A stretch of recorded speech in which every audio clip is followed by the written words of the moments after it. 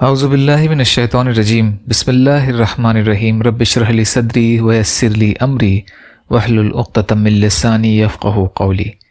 بکھرے موتی، 5واں حصہ، علم کے لیے سفر۔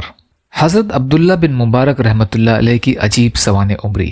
کل کے موضوع کا باقی حصہ، مقبولیت۔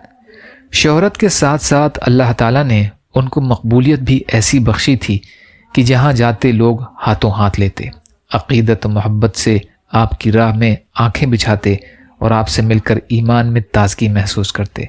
کوئی ایسی بستی نہ تھی کہ جہاں کے لوگ آپ کو دل سے نہ چاہتے ہوں اور آپ سے محبت نہ کرتے ہوں۔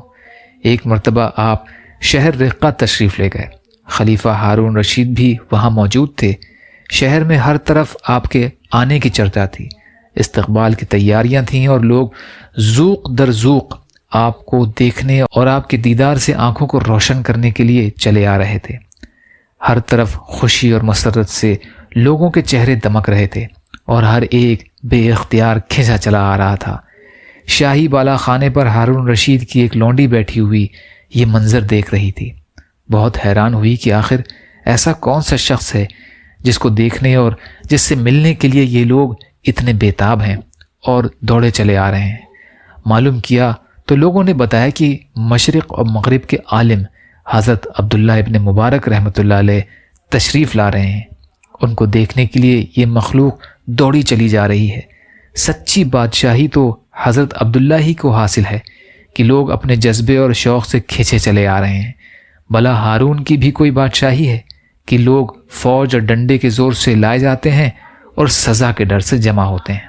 جب موصل کے قریب قصبہ حیت میں ان کی وفات ہوئی تو لوگوں کی اتنی بڑی بھیڑ تھی کہ حیت کا حاکم حیران تھا، بہت متاثر ہوا اور فوراً اپنی دارالسلطنت بغداد میں اس کی اطلاع بھجوائی۔